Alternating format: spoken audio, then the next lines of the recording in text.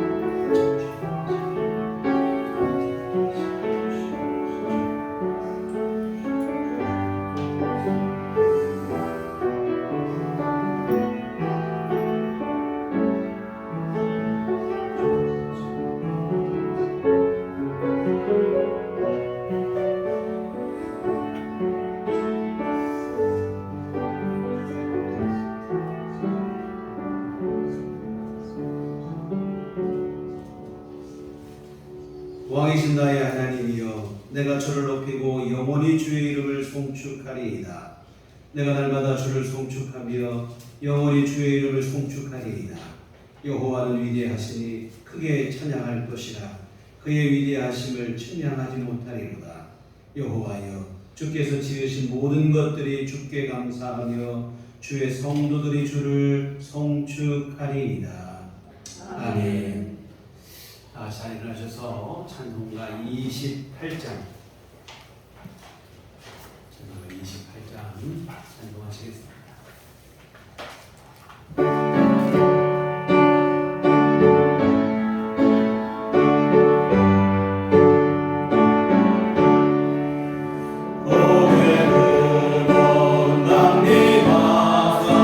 찬송하게 하소서.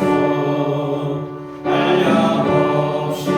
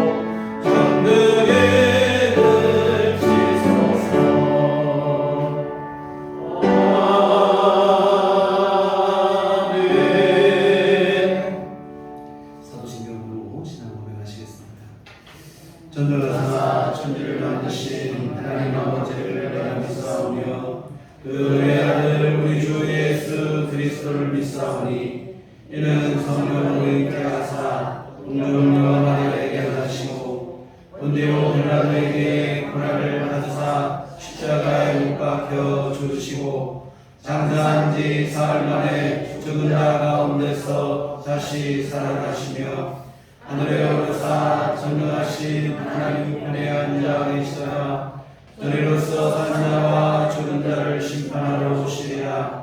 성령을 믿사오며 거룩한 공예와 성도가 서로 교통하는 것과 죄를 사하여 주시는 것과 몸이 다시 사는 것과 영원히 사는 것을 믿사옵나이다. 아멘.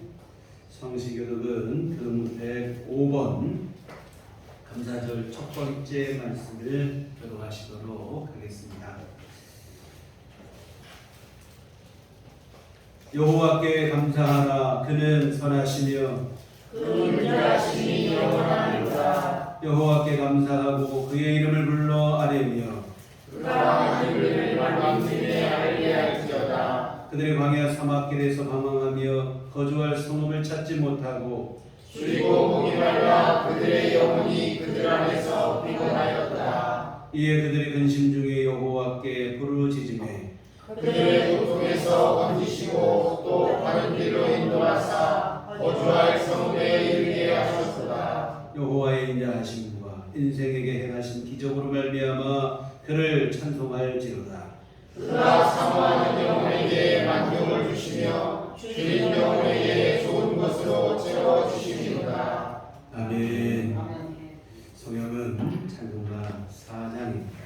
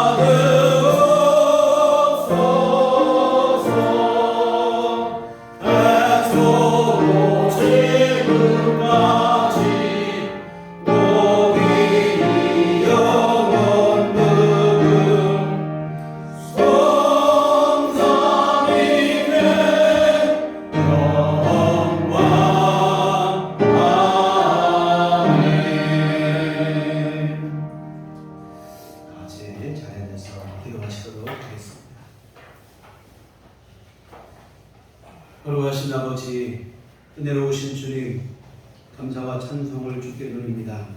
오늘 특별히 맥주감사주일로 우리 함께 예배할 수 있도록 은혜를 주시니 감사를 드립니다. 길고 지난했던 전염병을 끝내고 첫 번째 맞이한 이 감사주일 아침, 우리 모두 진심으로 주님께 감사와 찬송과 영광을 돌릴 때 하나님의 예배를 기뻐받아 주시옵소서. 하나님 아버지, 참으로 우리 삶 속에 언제나 주님이 함께하여 주셨고 우리 삶을 인도하시고 보호하시고 이끄시고 함께하여 주셨음을 진심으로 감사를 드립니다. 힘들고 어려울 때 우리에게 힘을 주시옵고 우리에게 위로를 주시고 안식을 주시고 평강을 허락해 주심을 진심으로 감사를 드립니다. 하나님의 이와 같은 크신 은총과 사랑 안에 우리 살아가고 있음을 감사하며 하나님 앞에 이 예배를 드릴 때 아버지 하나님 홀로 영광을 받아 주시옵소서. 하나님 원하옵기는 오늘 우리 안에 믿음을 날마다 더하여 주시어서 하나님의 은혜로 살아가고 있음을 분명하게 깨닫는 마음이 되게 하여 주시옵시고 우리 삶을 감사로 살아갈 수 있도록 도와주시옵소서. 우리 스스로 된 줄 착각하며 오만하고 교만해지지 않게 하여 주시옵시고 항상 하나님 앞에 겸손한 믿음이 되게 하여 주시옵 주님의 은혜를 감사하며 성경이 말씀하시는 대로 범사에 감사할 줄 아는 성숙한 믿음들로 주여 세워 주시옵소서. 하나님 아버지, 또한 이 시간 구하옵기는 우리들 교회를 주께서 굽어 살펴 주시옵소서. 이 땅에 주거하는 영혼들을 살리시기 위하여 주께서 세우신 줄 믿습니다.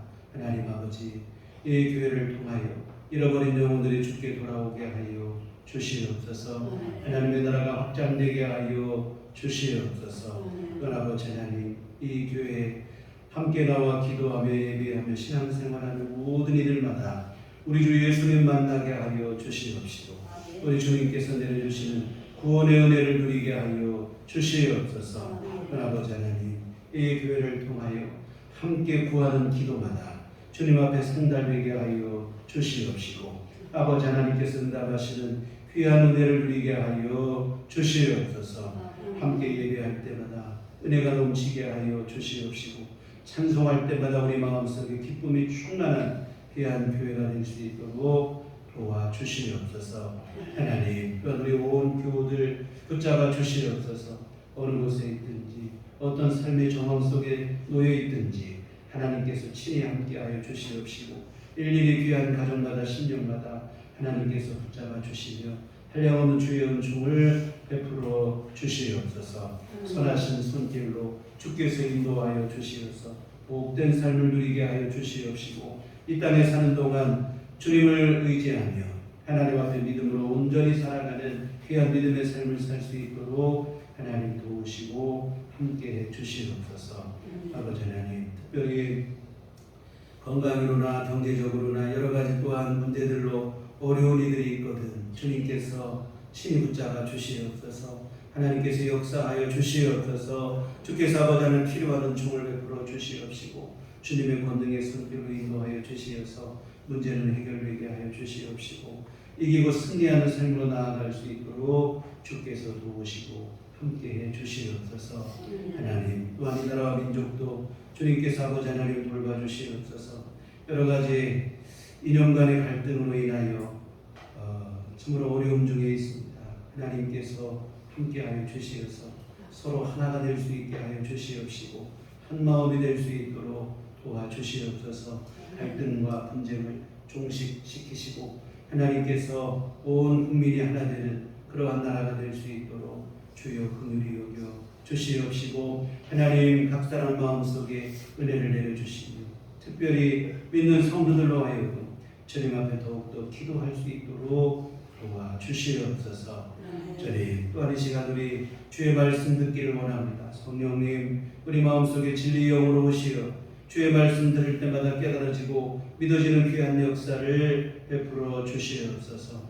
믿음을 더하여 주시어 귀한 말씀 마음에 새기게 하시고 우리 삶 속에 실행하고 실천하고 순종할 수 있게 하시어서 약속하신 주의 은혜를 받아 누리는 복된 삶 되도록 도와주시옵소서.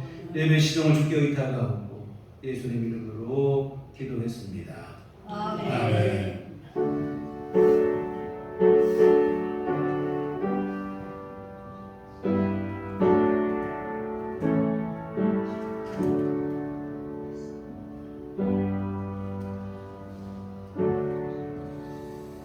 주님 가르치신 기도하시겠습니다. 하늘에 계신 우리 아버지여, 이름이 거룩히 여김을 받으시오며 나라의 마옵시며 뜻이 하늘에서 이룬 것 같이 땅에서 이루어지리라. 오늘날 우리에게 일용할 양식을 주옵시고, 우리가 우리에게 죄 지은 자를 사하여 준 것 같이 우리의 죄를 사하여 주옵시고, 우리를 시험에 들게 하지 마옵시고 다만 악에서 구하옵소서. 내게 나라와 권세와 영광이 아버지께 영원히 있사옵나이다. 아멘. 이 시간 우리 주신 하나님 말씀은 구약성경 신명기 16장 9절에서 12절까지 말씀입니다. 신명기 16장 9절로 12절 말씀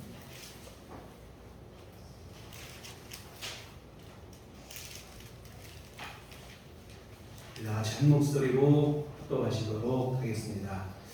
일곱 줄을 셀지니 곡식에 낯을 때는 첫날부터 일곱 줄을 세어 네 하나님 여호와 앞에 77절을 지키되 네 하나님 여호와께서 내게 복을 주신 대로 내 힘을 헤아려 자원하는 예물을 드리고 너와 네 자녀와 노비와 내 성중에 있는 레위인과 및 너희 중에 있는 객과 고아와 바보가 함께 내 하나님 여호와께서 자기의 이름을 두시려고 택하신 곳에서 내 하나님 여호와 앞에서 즐거워할지니라. 너는 애굽에서 종되었던 것을 기억하고 이 규례를 지켜 행할지니라. 아멘. 주님의 은총과 평강이 교회 여러분들 함께 하시기를 기원합니다. 오늘은 맥주감사주일입니다. 보리 추수를 마친 후에 하나님께 드렸던 감사절인데요. 요즘에는 보리를 보기가 어렵죠. 물론 보리밥이 별식 내지는 건강식으로 각광을 받고 있지만, 근데 제 어린 시절에는 흔한 게 보리밥이고, 또 그런데 그런 만큼 보리밥은 부끄럽기도 하고 가난의 상징이기도 했습니다. 살림에 여유가 있는 집은 쌀밥을 먹고 아이들도 도시락으로 쌀밥을 싸주곤 했지만, 식구가 너무 많은 저희 같은 집은 그러지를 못했습니다. 초등학교 시절로 기억이 돼요. 중고등 때는 그래도 이제 우리나라도 삶이 형편이 좋아졌으니까 보리밥 먹는 것은 뛰어넘었지만, 제 초등학교 시절만 해도 이 보리밥 도시락을 싸가면 점심시간에 까만 도시락, 빨간 까만 보리밥이 너무 창피해서 도시락 뚜껑을 가려놓고 밥을 먹고 그랬던 기억이 있습니다. 저런 보리밥은 가난과 부끄러움의 상징이었죠. 그런데 저보다 연세가 더 지긋하신 어르신들에게는 보리밥은 오히려 간절한 소원이기도 했습니다. 이 가을에 추수한 양식은 긴 겨울을 지나는 동안 다 이미 다 떨어지고 이제 보리 추수한 날만 간절히 기다리고 있는 거예요. 근데 이러한 간절함을 아는지 모르는지 보리는 그렇게 이를 기미는 보이지도 않고 무심하게 털기만 합니다. 그때를 일컬어서 보릿고개라 이렇게 하였습니다. 요즘 보니까 트로트 가요 중에 보릿고개라는 노래가 있어요. 아이에게 아야 뛰지 마라 이렇게 시작이 돼요. 뛰지 마라 울지 마라 이렇게 하는데, 왜 뛰지 말고 울지 말라고 하냐면 뛰거나 울면 소화가 빨리 돼서 배가 빨리 고프니까, 배가 쉽게 꺼지니까 울지도 말고 뛰지도 말라 하는 얘기인데, 이 궁핍했던 시절의 고단함이 고스란히 묻어나는 가사입니다. 그 노래에 나오는 얘기죠. 촉은 높이, 말 그대로 풀뿌리와 나무 껍질로 간신히 연명을 하며 이 보릿고개를 넘었던 것입니다. 그렇게 힘겹게 보릿고개를 넘고 드디어 보리를 추수를 했을 때 이 감격이 얼마나 컸겠습니까? 그렇게 수확한 보리는 단순한 보리 그 이상의 의미죠. 세상에 어떤 보석이 이보다 더 귀할 수 있겠습니까? 생명과도 같은 것이라 이 말이죠. 여하튼 세대에 따라 이 보리, 오늘 맥주절이라 보리 얘기를 하는데, 보리에 대한 이해가 각기 달라요. 요즘 젊은이들 가끔 먹는 별식 이렇게 생각을 하고, 저 같은 경우는 부끄럽고 가난했던 그 어린 시절 이런 기억이 나고, 그런데 또 어르신 세대들은 간절한 기다림으로 가슴에 각인된 그러한 의미이기도 합니다. 오늘이 바로 그 보리를 추수한 데 드린 감사절입니다. 그런데 이 성경의 맥주절은 초실절과 연장선상에서 우리가 보셔야 돼요. 초실절은 뭐냐면 처음으로 추수한 곡식단을 하나님께 드리는 절기예요. 그래서 뭐냐면 보리를 처음 추수할 때 낫으로 된 처음 그 단을 하나님께 드리는 게 초실절이 되어지는데, 이 초실절부터 보리 추수가 시작이 돼서 7주 동안 계속이 돼요. 이 7주 동안의 추수가 다 끝나면 그 다음 날에 맥주절을 드리는데, 이 맥주절기에는 또 밀 수확이 시작이 되는데, 그래서 밀의 첫 번째 거둔 밀을 가지고 그 가루로 하나님께 소제를 드리도록 이렇게 되어 있습니다.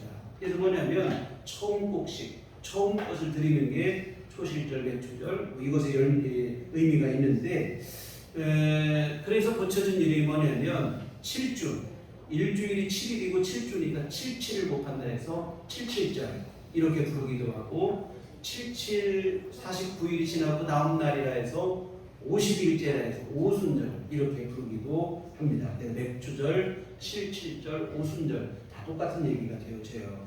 여하튼 하나님의 은혜로 농사하고 수확하게 되었음에 대하여 하나님께 감사를 고백하는데 맥주절의 가장 중요한 의미는 첫 번째 것이라는 것에 의미가 있어요. 한 해 농사의 첫 수확물, 이 보리를 하나님께 드리는 데 의미가 있는데 여러분 첫 번째 수확이 이게 얼마나 소중합니까? 그동안 쏟아부은 수고와 노력이 생각나고 그동안 흘린 땀이 생각나고 그러나 여러분 그보다 먼저 기억할 것이 있는데 바로 하나님의 은혜라고 하는 사실입니다. 하나님의 도우심입니다. 하나님의 도우심과 은혜가 아니었다면 첫 수확은 불가능하다는 사실을 잊지 말라는 거예요. 그동안 내가 흘린 땀과 수고와 노력을 생각하기 이전에 먼저 하나님께서 베풀어 주신 은총을 기억하라는 것입니다. 그래서 하나님께 먼저 감사의 예배를 드려라. 이게 맥주절의 의미입니다. 저도 한 10여 년 전에 여러 차례 말씀드렸는데 우리 교회 학생들하고 시골집에서 감자 농사를 지었던 적이 있어요. 근데 감자 농사를 지으면 절실히 깨달은 게 뭐냐면 하나님의 은혜입니다. 이 하늘이 키우고 땅이 키우는 거예요.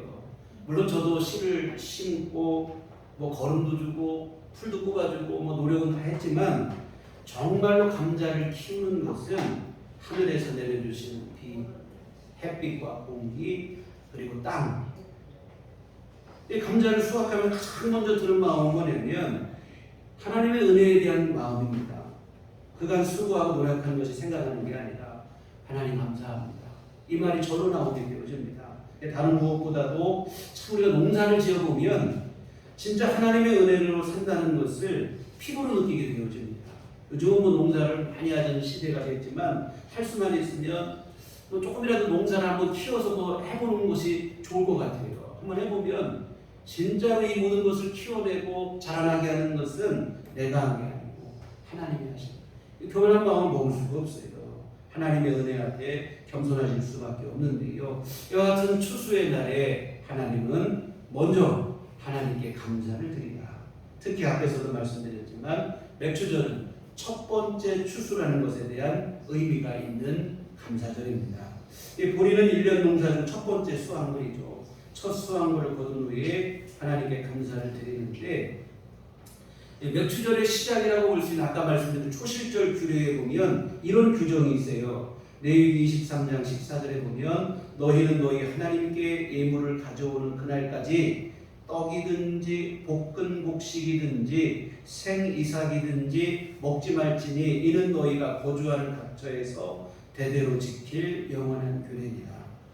첫 수확물을 하나님 앞에 드리기 전에는 떡으로든지 볶은 곡식으로든지 생으로든지 절대 먹지 말라는 거예요. 먼저는 하나님께 드리고 그런 다음에 떡을 해먹어도 떡을 해먹고 볶아 먹어도 볶아 먹으라는 것이고 그러기 전에 절대로 먹지 말라는 거예요.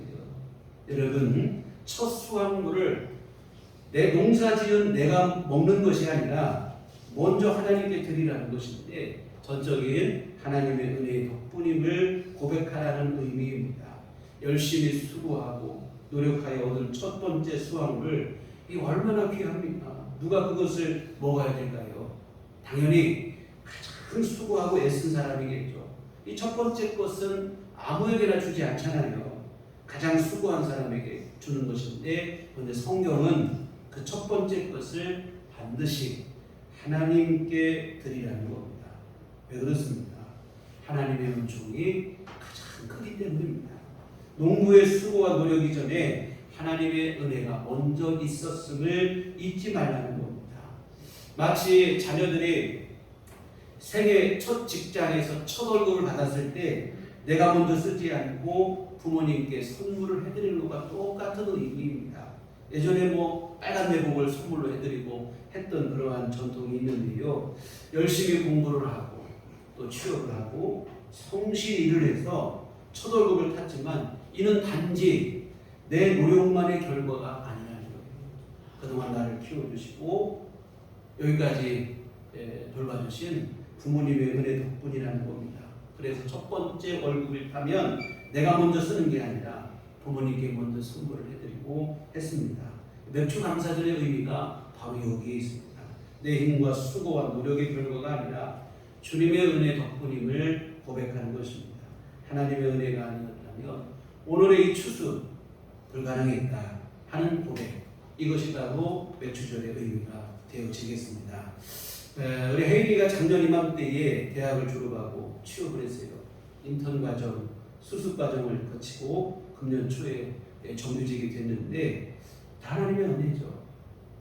거의 졸업과 동시에 취업을 했으니 너무 감사하기도 하고, 내심 드는 생각이 이 첫 월급을 타면 하나님께 천년배를 들었으면 좋겠다 하는 마음이 제 속에 있었어요. 그러나 제가 뭐 이래라 저래라 하지는 않았습니다. 왜냐하면 억지로 하는 헌금은 진짜 헌금이 아니고 자발적으로 해야 진짜 헌금이 되기 때문에 제가 이래라 저래라는 안 했는데, 감사하게도 자신이 자발적으로 헌금을 드렸어요. 인턴 과정에서 첫 월급을 탔을 때에는 전부를 드린 건 아니고 일부를 드려서 우리 교회 영상을 친 TV, 이 TV를 헌물을 했습니다. 그리고 올해 정규직이 되고 첫 월급 탔을 때는 첫 월급 전부를 천열매로 드렸어요. 제가 너무 감사하죠. 모든 것이 하나님의 은혜임을 알고 이렇게 헌금을 드린 게 너무 기특하고 제가 참 고맙고 했어요. 자칫 자신이 잘나서 내가 이렇게 된 줄 착각을 하고 교만한 마음이 되면 사실 이보다도 불행한 일이 없어요. 교만은 패망의 성공이라고 했습니다. 교만한 마음 드는 순간 넘어지는 거예요. 근데 교만하지 않고 모든 것이 하나님의 은혜임을 알고 천열매를 드린 게 너무 기쁘고 고마웠습니다. 저는 제가 늘 그래서 우리 혜인에게들 부탁하는 게 뭐냐면 하나님의 은혜로 사는 인생임을 잊지 말아야 합니다. 평생을 그 마음으로 이 땅을 사는 동안 하나님의 은혜로 사는 것을 잊지 않고 하나님의 은혜를 의지하여 겸손한 믿음으로 살기를 바라는 건 사실 한 가지밖에 없어요. 사랑하는 성도 여러분, 하나님의 은혜가 가장 크시다는 것을 아시기를 부탁을 드립니다. 내 수고와 노력 이전에 하나님의 은혜가 먼저 있었다는 사실을 알았으면 좋겠습니다. 내 힘으로 사는 것 같고 내 노력으로 다 얻은 것 같지만 어디 그렇습니까? 하나님의 은혜가 더 크시고 하나님의 은혜가 더 먼저입니다. 맥주절의 의미가 바로 여기에 있습니다. 가장 처음 얻은 열매를 내가 취하고 내가 가지기 이전에 기꺼이 하나님께 먼저 드리는 감사의 마음입니다. 하나님의 은혜가 가장 크시다는 고백이 그 속에 들어가 있는 것이죠. 요즘 복음성가에 보니까 은혜 아니면 나 서지 못하네 하는 그런 복음성가가 있어요. 정말 여러분, 은혜 아니면 나 서지 못하네. 오늘 여러분 모두의 고백이 되시기를 주님의 이름으로 부탁을 드립니다. 주님의 은혜로 사는 인생임을 한시도 잊지 마시고 늘 그 은혜를 의지하시고 그 은혜를 감사하시고 하나님 앞에 믿음으로 겸손히 살아가시는 우리들께 온 기운을 내시기를 주의 이름으로 부탁을 드립니다. 그리고 또 하나 우리가 생각할 것은 첫 수확에 감사할 줄 알아야 마지막까지 감사할 수 있다고 하는 사실입니다. 여러분, 첫 단추를 잘 깨는 게 참 중요해요. 첫 수확에 감사하는 마음을 갖지 못하면 감사를 배우지 못해요. 마지막까지 감사하기 어렵습니다. 여러분, 처음에 감사를 드리고 그리고 또 감사를 배우는 게 참 중요해요. 오늘 10절을 보시겠습니다. 내 하나님 여호와 앞에 77절을 지키되 내 하나님 여호와께서 내게 복을 주신 대로 내 힘을 헤아려 자원하는 예물을 드리고. 하나님께서 감사를 가르치시는 거예요. 근데 감사를 명하시는데 특별히 자원하는 예물을 드리라 이렇게 되어 있어요. 자원하는 예물, 스스로 원해서 드리는 예물이라는 뜻입니다. 그렇다면 이거 무슨 얘기가 되겠습니까? 누가 감사하라고, 누가 드리라고 해서 하는 것이 아니라 자기가 원해서 하는, 스스로 원해서 하는 예물이고 감사죠. 그렇다면 여러분, 자원하는 예물을 드리라는 말을 하면 안 되는 거예요. 생각해보세요. 자원하는 예물을 드려라. 이 말은 앞뒤가 안 맞아요. 왜? 자원하는 예물을 드리라고 말을 했고 그 말을 들어서 헌금을 하면 그것은 자원하는 예물이 아니에요. 누군가의 말에 의해서 한 거기 때문에. 그런데 하나님은 엎드려 절받는 격으로 자원하는 예물을 드려라 이렇게 말씀을 하십니다. 그것도 날까지 특정한 날까지 절기로 정하셔서 이렇게 말하십니다. 이 사실 어찌 보니 앞뒤가 맞지 않는 얘기거든요. 이게 무슨 뜻인가 싶은 생각이 들었어요. 자원하는 예물을 드려라. 이거 말하면 안 되는 얘기인데 하나님께서 이렇게 하신 이유가 무엇일까? 다른 게 아니고 그렇게 생각을 했습니다. 처음에는 의무적으로라도 감사를 해야 된다는 거예요. 그러면 언젠가 진짜로 은혜를 깨닫게 되는 날이 온다 이 말이죠. 그러면 그때에는 진정한 감사, 자원에서 하는 감사를 하나님 앞에 고백할 수 있게 되어집니다. 물론 처음부터 은혜를 깨닫고 자원하여 감사를 하면 좋겠지요. 그러나 타락한 육신의 본성은 솔직히 그게 잘 안 됩니다. 은혜를 알고 감사하기보다는 교만에 빠지는 것에 더 익숙합니다. 그래서 하나님은 그냥 놔두면 감사는 영원히 불가능해요. 이 하나님께서는 자원하는 예물을 드려 말하면 안 되는 얘기인데도 불구하고 감사를 명하십니다. 의무적으로라도 감사하다 보면 어느 순간 진심으로 은혜를 깨닫게 되는 날이 오게 될 것이고 그날이 되면 마음으로부터 우러나오는 진정한 감사를 하나님 앞에 고백할 수 있게 되어지기 때문입니다. 첫 열매를 가지고 하나님이 감사라고 말씀하신 이유가 있어요. 뭐냐면 의무적으로라도 감사를 하라는 거예요. 그렇게라도 하면 나중에는 진정한 감사를 그리고 자원하는 감사를 드리는 믿음에까지 성장하게 되기 때문입니다. 사랑하는 성도 여러분, 감사하시기 바랍니다. 의무적으로라도 우리가 감사를 하는 게 필요할 것 같아요. 그래야 우리 믿음이 자랍니다. 그래야 진짜로 하나님의 은혜를 깨닫게 되어집니다. 오늘은 맥주감사주일입니다.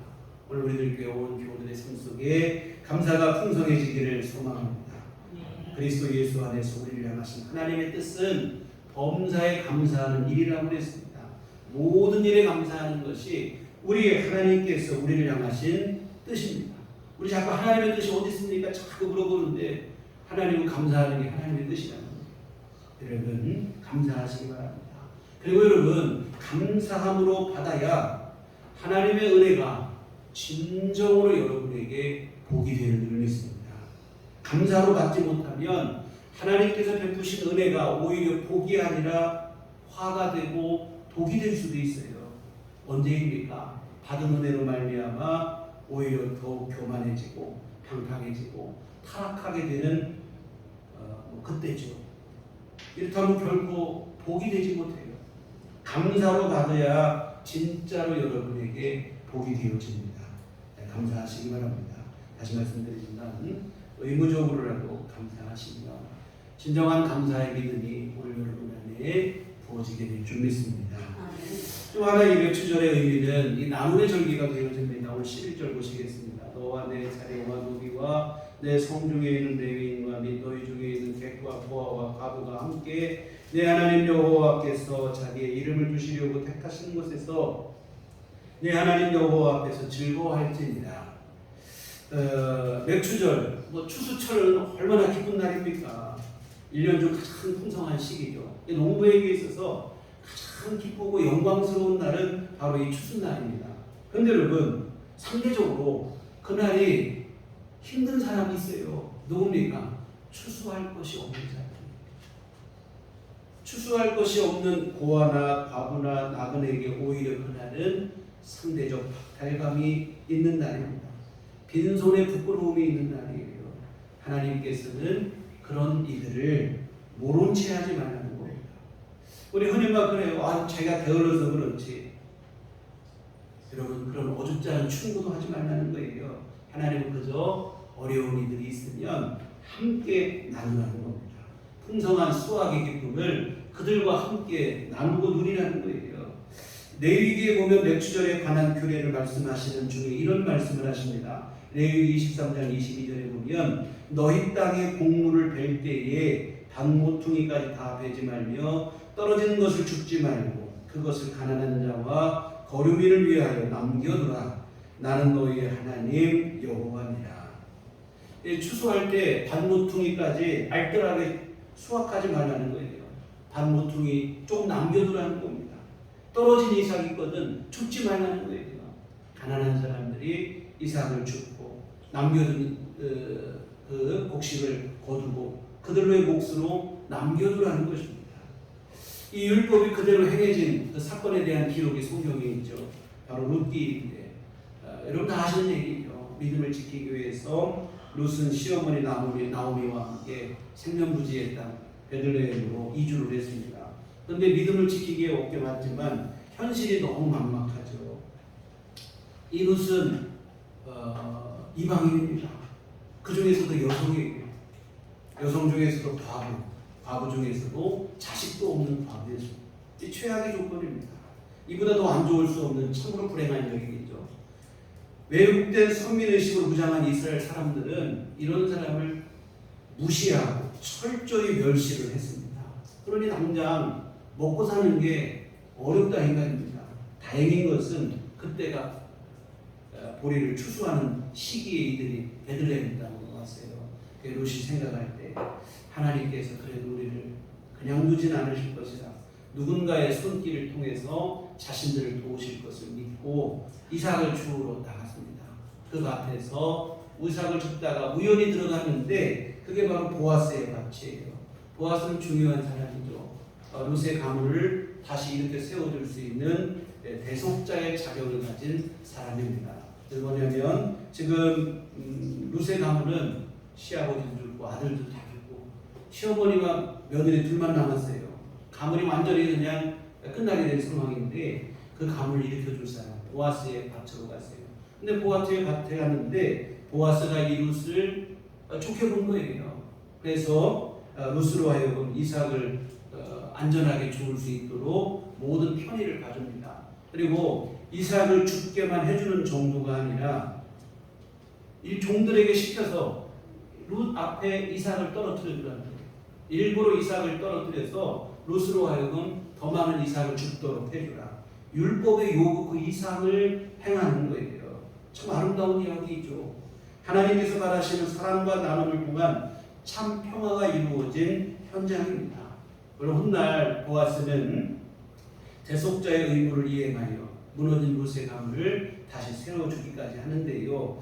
여하튼 여러분 이 얘기에서 보는 것처럼 하나님이 원하시는 것은 함께 나누고 함께 누리고 함께 평화를 이루어가는 그러한 삶을 살아가는 일입니다. 무조건 많은 것을 모으고 쌓아두고 보자는 탐욕과 욕망이 지배하는 시대를 우리가 살아가고 있지만 우리 믿는 성도들은 주변을 돌아볼 줄 아는 여유를 갖고 살았으면 좋겠습니다.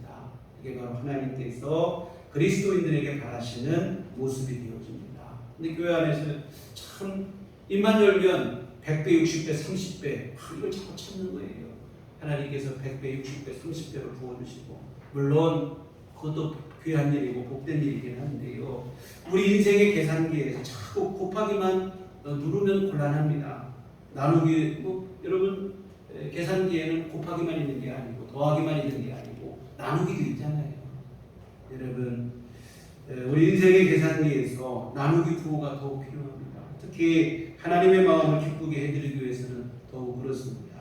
기쁜 마음으로 나눌 수도 있고 함께 공유할 수도 있고 그렇게 됐으면 좋겠습니다. 이처럼 흩어 나눌 때 오히려 더욱 풍성해질 수 있다는 것이 성경의 교훈입니다.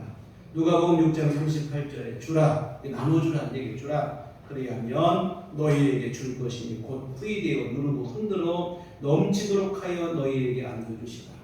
예수님이 하신 말씀이에요. 나눠주면 예수님께서 오히려 더 후하게 되어서 우리에게 넘치도록 우리에게 갚아주시겠다 하시는 얘기입니다. 우리가 풍성한 복을 누릴 수 있는 것 언제 가능하냐? 나눌 때 하나님이 더 부어주실 때 우리가 그때 그 일이 가능하게 되어진다는 겁니다. 그리고 예수님께서 이 말씀을 하신 다음에 이런 말씀을 덧붙이셨습니다. 너희가 헤아리는 그 헤아림으로 너희도 헤아림을 보로받을 것이니라. 우리가 베푸는 대로 우리도 베풀을 받게 되어진다는 거예요. 반대로 우리가 인색하면 주님께서도 우리에게 인색하게 하시겠다는 겁니다. 내가 나누고 함께 베풀고 그러면 주님께서도 우리에게 베풀어 주시겠으나 우리가 움켜쥐고 인색하게 되면 주님께서도 인색하게 우리에게 그렇게 대우하시겠다 하시는 얘기입니다. 여러분 함께 나누세요. 그때 우리가 오히려 더 풍성해지게 되어집니다. 무조건 세상은 막 그래요. 많아져라, 더 욕심을 내라, 더 쌓아두라. 어떻게 됐습니까?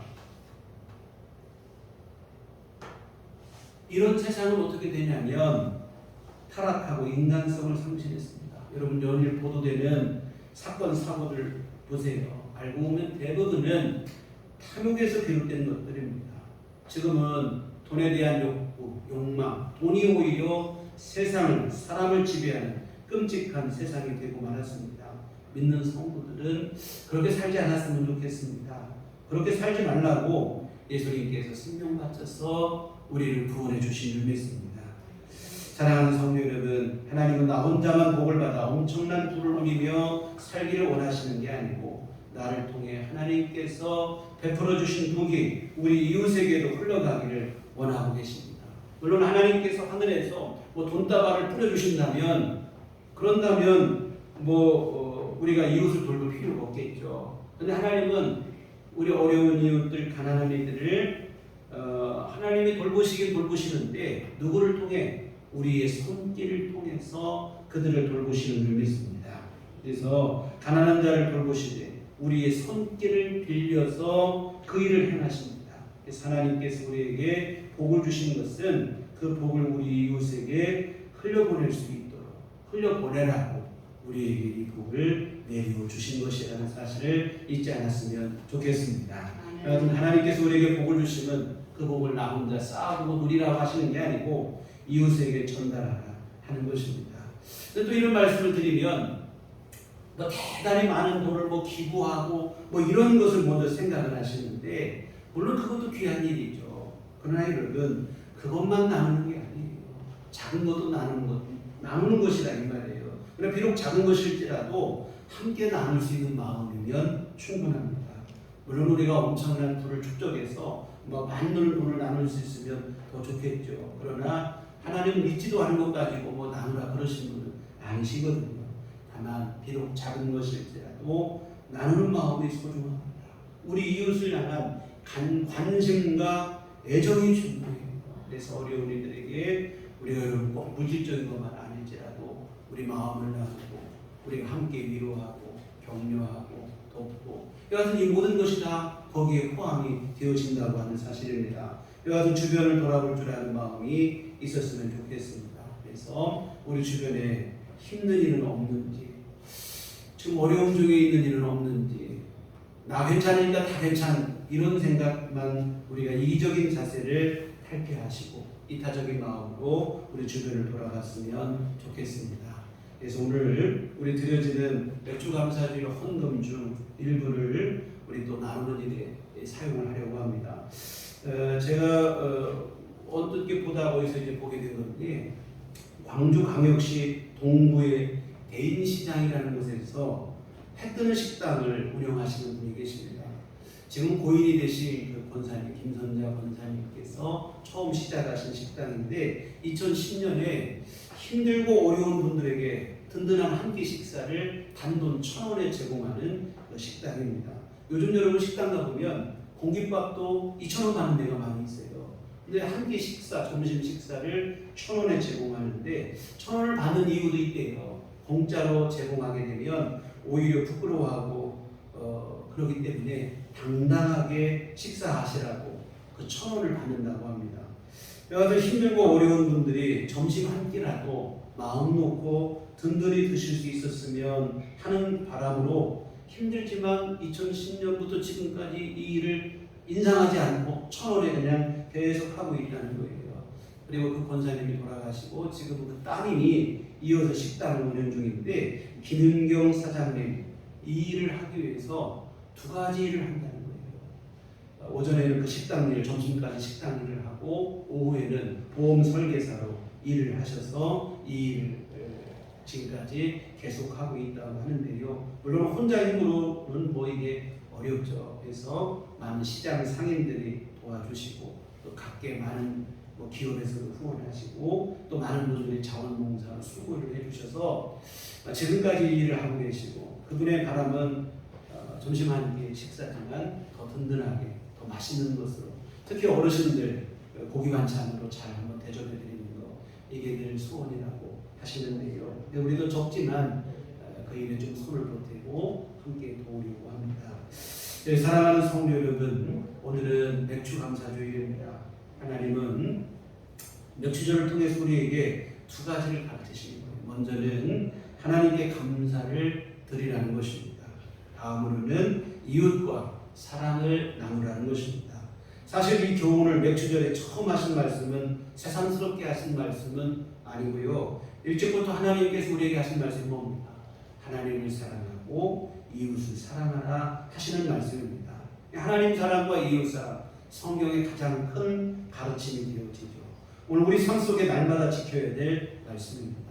늘 명심하고 살아야 될 말씀이에요. 특별히 풍성한 결실을 얻었을 때, 하나님의 충만한 은혜를 입었을 때, 그때는 더욱더 분명하게 이 말씀을 기억하고 하나님 앞에 진정한 감사를, 우리 이웃에게는 따뜻한 사랑의 손길을 내밀 수 있는 우리들 배워온 교훈 모두가 되시기를 주의 이름으로 축원합니다.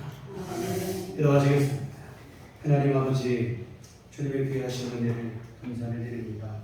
우리 삶 속에 늘 동행하시고 함께하시고 일마다 때마다 힘주셔서 우리로 하여금 여기까지 오게 하시니 그 은혜를 감사를 드립니다. 하나님의 은혜로 살아가는 것임을 잊지 않게 하여 주시옵시고 하나님 앞에 진심으로 감사하게 하여 주시옵소서. 또한 아버지 하나님, 우리 주변에 힘들고 어려운 이들 돌아볼 줄 아는 마음도 우리에게 허락하여 주시옵소서. 주신 은혜, 주신 복을 함께 나눌 수 있는 귀한 마음도 우리에게 허락하여 주시옵소서. 우리 사는 세상이 조금 더 따뜻해지고 더 살기 좋은 살만나는 세상 될 수 있도록 도와주시옵소서. 예수님 이름으로 기도했습니다. 아멘. 찬송가 429장. 찬송가 429장 찬송하시겠습니다.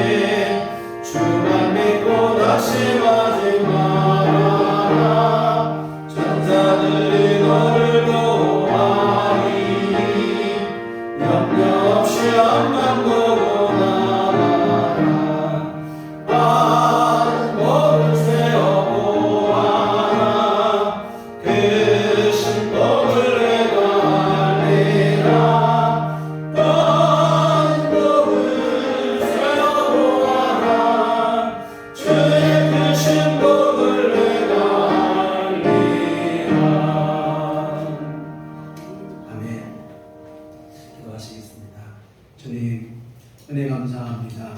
날마다 우리를 도우시고 함께 하시는 일을 감사를 드립니다. 우리 땅에 호흡을 두고 살아가게 하시고 우리 생명을 우리에게 허락하시고 뿐만 아니라 주 예수 그리스도를 통하여 우리를 구원하시고 영원한 생명을 바라보게 하시며 하나님의 자녀를 삼아주심을 진심으로 감사를 드립니다. 아버지 하나님, 특별히 맥주 감사의 줄로 함께 예배를 드리며 주님의 높고도 크신 귀한 사랑 앞에 진심으로 감사를 드리며 이 헌금을 드립니다. 하나님 기뻐받아 주시옵소서. 하나님의 일을 이루게 하여 주시옵소서. 또 아버지 하나님 마음을 다하고 정성을 다하여 주님 앞에 헌금한 모든 심령들을 주님 기뻐하시며 해량없는 주의 은총 내려 주시어 각 사람 심령마다 귀한 가정마다 하나님의 은혜로 늘 충만하도록 주께서 역사하여 주시옵소서. 지금까지 돌보셨듯이 이후의 삶 속에 더 큰 은혜로 하나님 함께하여 주시어서 영원토록 도우시고 하나님의 은총을 베푸시며 놀라운 주의 사랑 안에 거하는 삶이 될 수 있도록 하나님 도우시고 함께해 주시옵소서. 아버지 하나님, 우리들 교회 온 교우들 가정마다 주님께서 함께하여 주시어서 필요한 모든 것 채워 주시옵소서. 건강이 필요한 이들에게는 주님께서 날마다 쓰임 주시고 강건함으로 역사하시고 모든 질병을 이기고 승리하도록 도와주시옵소서. 또한 아버지 하나님, 경제적으로 힘들고 어려운 이들에게는 하나님께서 권능의 손길로 베풀어 주시사 일용할 모든 것 채워 주시옵시고 하나님의 은총 안에서 살아가는 귀하고 복된 삶이 귀한 삶 속에 넘치게 하여 주시옵시고 하나님의 은총을 진심으로 감사할 수 있는 믿음 안에 온전한 은혜를 누리는 귀한 삶이 되도록 도와주시옵소서. 아버지 하나님, 늘 주님의 이와 같은 은총 안에 우리 삶이 복되게 하시고 평강이 넘치는 삶이 되도록 하나님 도와주시옵소서. 아버지여, 앞으로 또한 우리 한 주간 살아갈 때도 주님의 은혜 안에 거하게 하시고 날마다 삶 속에 주님과 함께 호흡하게 하여 주시옵시고 하나님의 돌보심 속에 귀한 삶을 살아가도록 주께서 역사해 주시옵소서. 예수님 이름으로 기도했습니다. 아멘. 네, 교회 소식 시간입니다. 우리 서로 인사하시고 주님만 바라봅시다. 네, 우리가 함께 맥주 감사주의 예배를 드렸습니다. 오늘뿐 아니라 날마다 하나님 앞에 감사로 고백하시는 귀한 믿음의 삶이 되시기를 부탁을 드립니다. 네, 그리고 우리 수요 예배를 우리가 좀 몇 달 했어요. 수요일 오후 1시로 옮겨서 예배를 드리고 있습니다. 네, 좀 낮에 하시면 더 참여를 많이 하실까 했는데 참여가 저조하고 어렵습니다. 우리 수요일 시간 되시는 분들 낮 1시에 예배 드리니 함께 많이 참여해 주시고 같이 예배에 나오시기를 부탁을 드립니다. 그리고 나오는 새벽 기도에도 하실 수 있으시면 다 같이 나오셔서 같이 함께 기도하시면 고맙겠습니다. 네, 교회 밖의 집회와 성경공부 참여를 금하고 교회 중심으로 건강한 신앙생활 함께 이어가시기를 부탁을 드립니다. 우리 다 같이 자리에서 일어나셔서 서로를 축복하시며 평안을 너에게 주노라 함께 찬양하시도록 하겠습니다.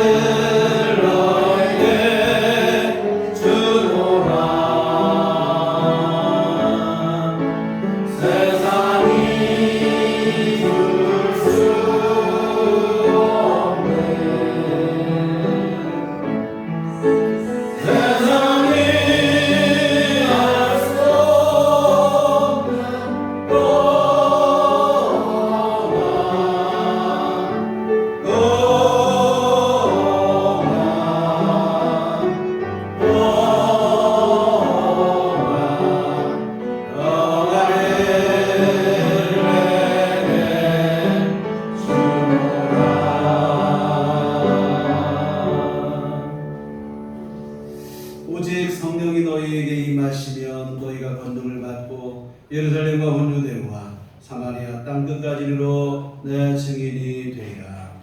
우리가 주의 증인이 되겠습니다. 이제는 우리 주 예수 그리스도의 구속의 은혜와 하나님 아버지의 극진하신 사랑하심과 성령님의 역사 위로 감동 충만하심이 주의 피로 세우신 우리들 교회 위에와 오직 주님 앞에 진정으로 감사하며 받은 바 은혜를 함께 나누는 삶을 살아가기를 소원하고 다짐하는 주의 모든 자녀들의 심령 위에 지금부터 영원토록 함께 계시기를 간절히 축원하옵나이다. 아멘.